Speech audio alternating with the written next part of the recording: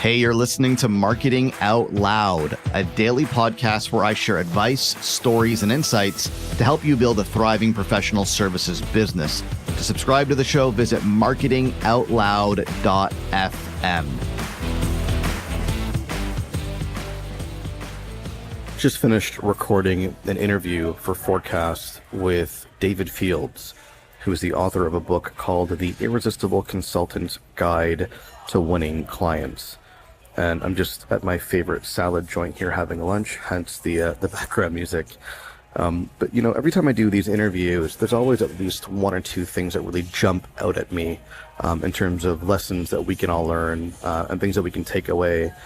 And the one thing right now that's jumping out at me from David's interview, which was a great interview, it's his book, by the way, is a great book. It's, if you're a consultant, it's well worth the read. And you can look it up on Amazon. I'll have a link to it in the show notes to my interview when it goes live, which you can find at forecast.fm. But it's a good read, and David was a good interview. But what I like to do in my interviews is kind of go a little bit beyond, you know, the advice that the person offers in their book or in their course or whatever their thought leadership piece is, and to really dive into their story and how they got started, how they got into the consulting business, their struggles, their failures, their successes, and really get into the real authentic journey.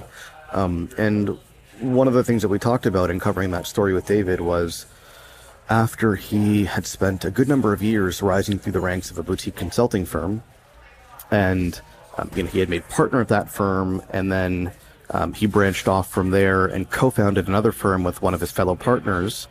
And 4 weeks into that, his co-founder decided that that's not what he wanted to do, and he left the firm. And so David was kind of stuck, you know, on his own now as a solo consultant who had no intention of becoming a solo consultant. He was kind of forced into that role. To make matters worse, the co-founder was the sales partner. He was the guy that was going to be responsible for bringing in new business. David wasn't the new business guy. He was more of the technical guy. And that was the role that he was going to play. So now he lost his partner who was going to bring in new business for the firm. He had no intention of being a solo consultant. Now he's forced into that role. They couldn't actually pursue the same kind of business that they were doing with the previous boutique firm because of a non-compete agreement. And he had to find a new niche, a new service offering, and essentially build up relationships from scratch. And so it's, you know, you look at someone like David now, and he's a successful consultant. He's got his firm called Ascendant Consulting. He's made a name for himself in the industry. He's got a published book. You know, he rubs elbows with people like Marshall Goldsmith and other kind of high-profile coaches and consultants. But, you know, there was a point where David Fields started from the bottom.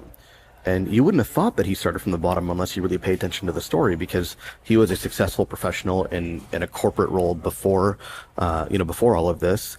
Then he was a successful consultant at a boutique firm, made partner at that firm. I mean, that hardly sounds like starting from the bottom. But in the end, when he went independent, was rather forced to go independent, he pretty much started from the bottom. You know, he couldn't leverage many of his existing relationships. He couldn't leverage. He couldn't work in the same field. He had to offer new services. He had to go out and learn how to sell. He had to build something from scratch. And that's very much starting from the bottom. So, you know, that's what I took away from the interview. I think whenever we hear stories of these, you know, gurus and thought leaders who are now big household names, we tend to forget that they started somewhere, and quite often where they started was from a very humble beginning, from a place where they didn't have many options, they didn't have the access, and they didn't have the network, and they didn't have the credentials that we associate with them today. But they dug out and they dug in, and they got to where they are now. And those lessons, I think, are invaluable. You know, more than what they say, we can learn from what they did.